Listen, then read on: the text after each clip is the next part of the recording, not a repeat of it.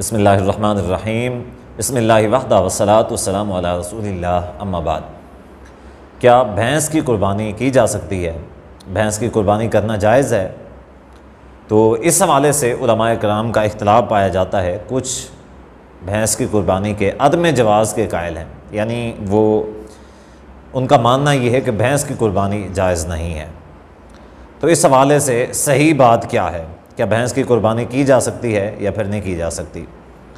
تو اس حوالے سے سب سے پہلے تو میں بھینس کی قربانی کے دلائل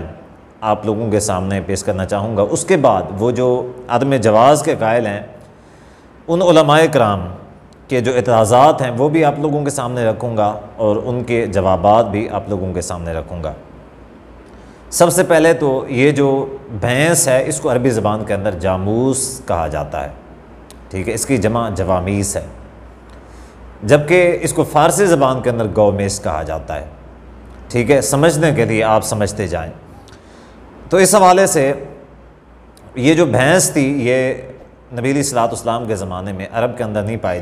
جاتی تھی، اب پائی جاتی ہے یا پھر نہیں پائی جاتی واللہ تعالی عالم، لیکن عرب کے بعض ممالک کے اندر، مصر کے اندر بھینس پائی جاتی ہے اور اس کی قربانی بھی کی جاتی ہے۔ تو سب سے پہلی دلیل کہ بھینس کی قربانی کے اوپر اجماع ہے، یہ جو میں دعویٰ کر رہا ہوں کہ بھینس کی قربانی کے جواز پر امت کا اجماع ہے، اس کی سب سے پہلی دلیل ہے مسائل امام احمد بن حنبل رحمہ اللہ جلد 2 اور صفحہ 369 ہے۔ امام احمد بن حنبل رحمہ اللہ سے پوچھا گیا کہ کیا بھینس کی 7 قربانیاں کی جا سکتی ہیں؟ تو امام احمد بن حنبل رحمہ اللہ فرماتے ہیں کہ لا اعرف خلاف ھذا، کہ اس بات کے اوپر بھینس کی 7 قربانی کے اوپر میں کسی کا اختلاف نہیں جانتا، یعنی وہ بھینس کی 7 قربانیوں کو اجماع قرار دے رہے ہیں۔ اب جب کہ بھینس کی قربانی ثابت تھی، بھینس کی قربانی کے اوپر اجماع ہوگا تو 7 قربانیوں کے اوپر بھی اجماع ہوگا نا۔ جب بھینس کی قربانی اسی طرح سے ثابت نہ ہوتی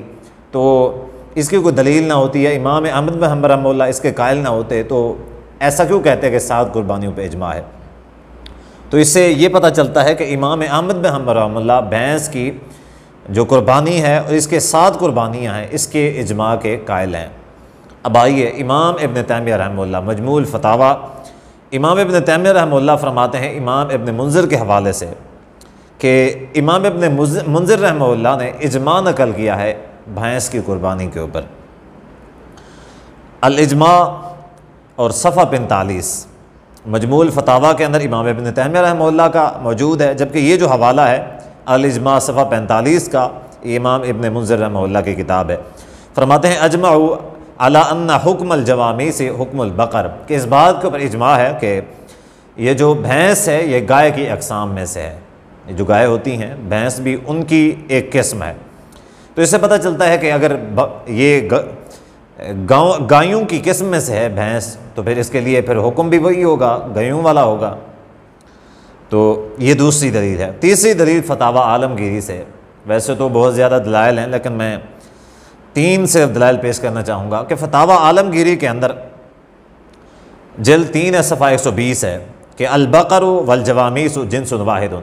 کہ گائے اور بھینس یہ دونوں ایک ہی جنس ہیں، یعنی یہ ایک ہی قسم ہے لیکن ان کی تھوڑی سی جنس میں فرق ہوتا ہے، وگرنہ یہ ایک ہی چیز ہیں۔ اچھا، اب مسئلہ یہ ہے کہ جو علماء کرام ہمارے ساتھی ہمارے بھائی اعتراض کرتے ہیں، اس کے عدم جواز کے قائل ہیں قربانی کو، بھینس کی قربانی کے، تو وہ ان کا جو اعتراض ہے، سب سے پہلا اعتراض وہ یہ کہتے ہیں کہ جی یہ جو گائے ہوتی ہے یہ تو پانی سے بھاگتی ہے، جبکہ جو بھینس ہوتی ہے پانی کا جانور ہوتا ہے۔ اب اس میں اور اس میں فرق ہے، بھینس جو ہے وہ پانی میں جانا پسند کرتی ہے، بیٹھنا، پینا، یہ ساری چیزیں پسند کرتی ہے، جبکہ گائے پسند نہیں کرتی۔ تو اس حوالے سے یہ ہے کہ یہ تو انسانوں کے اندر اور ہر کسی کی طبیعت میں فرق ہو سکتا ہے۔ گائے بھی، گائیوں میں بھی کئی ساری گائیں ان کے مزاج مختلف ہوتے ہیں، کئی پانی تھوڑا پیتی ہیں، کئی زیادہ پیتی ہیں، کئی پانی سے ڈرنے والی بھی ہو سکتی ہیں، کئی پانی کو پسند کرنے والی بھی ہو سکتی ہیں، لیکن مجموعی طور پر پانی کو زیادہ طور پہ پسند نہیں کرتی ہیں، لیکن بھینسیں جو ہیں مجموعی طور پر زیادہ پسند کرتی ہیں۔ تو یہ جو اعتراض ہے یہ بھی کوئی اعتراض نہیں بنتا۔ دوسرا جو اعتراض ہے وہ یہ کہ گائے اور بھینس ان دونوں کا کراس نہیں ہو سکتا۔ مثال کے طور پہ گائے کے لیے اگر بھینسا ان دونوں کو کراس کیا جائے یا پھر بیل کے لیے بھینس کا کراس کیا جائے تو یہ کراس نہیں بنتا، تو یہ اعتراض بھی نہیں بنتا۔ کیونکہ یہ جو بکرے ہوتے ہیں ان کی بھی کئی اقسام ہوتی ہیں، پہاڑی بکرے ہوتے ہیں، اسی طرح دمبے ہوتے ہیں، ٹھیک ہے، اسی طرح دیسی بکرے ہوتے ہیں، یہ سب کا کراس، پھر اسی طرح بھیڑیں ہوتی ہیں، یہ بھی انہی کی قسم میں سے ہیں۔ اب بھیڑ اور بکری میں کتنا فرق ہوتا ہے، تو یہ انہی کی اقسام میں سے ہوتی ہیں، لیکن پھر یہ ہے کہ بعض اوقات ان کا کراس نہیں بھی ہوتا، ان کی مزاج اور ان کی عادات بھی اسی طرح نہیں ہوتی، تو اس چیز کے اوپر جو ہے وہ بات سمجھ میں نہیں آتی، یہ اعتراض بھی شرعاً نہیں بنتا۔ تو صحیح بات یہ ہے کہ اہل عرب جو ہیں، جو اصل میں اس چیز کو ماننے اور سمجھنے والے ہیں، وہ اس کی قربانی کے قائل ہیں۔ مثال کے طور پہ مصر جو ہے، جیسے میں نے پہلے بتایا کہ مصر کے اندر بھینس کی قربانی کی جاتی ہے اور اس کو گائے کے حکم میں لیا جاتا ہے، کیونکہ اہل عرب عربی زبان ٹھیک سے جانتے ہیں اور سمجھتے ہیں، اور دین اسلام کو کہ ان احکامات کو لغت کے معاملے میں وہ ماہر ہیں۔ تو ویسے بھی لغت کے جتنے بھی ائمہ گزرے ہیں وہ بھینس اور گائے کو ایک ہی جنس اور ایک ہی قسم بتاتے ہیں، تو صحیح بات یہ ہے کہ بھینس کی قربانی کی جا سکتی ہے۔ اب اس میں آخری جو نوٹ ہے، جو سمجھنے والی بات ہے، وہ یہ ہے کہ اگر ہم بضد نہیں ہیں کہ ضروری بھینس کی قربانی کی جائے، ہم اس بات کے اوپر ضد نہیں کر رہے، اور جو دوسرے علماء کرام ہیں وہ بھی یہ کہتے ہیں، جو عدم جواز کے قائل ہیں وہ بھی یہ کہتے ہیں کہ بہتر ہی ہے کہ آپ بھینس کی قربانی نہ کریں، لیکن یہاں پہ بعض متشدد اور بعض جاہل ملا اور خطیب حضرات یہ رولا ڈالنے کی کوشش کرتے ہیں، پھر فتویٰ بازی، پھر غلط قسم کی باتیں کرتے ہیں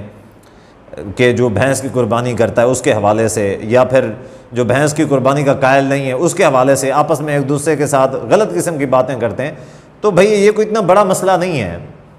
ٹھیک ہے، یہ کوئی حلال و حرام کا مسئلہ نہیں ہے، نہ ہی یہاں پہ کوئی اس میں اجتہاد کا مسئلہ ہے۔ اب وہ جو دوسرے علماء ہیں وہ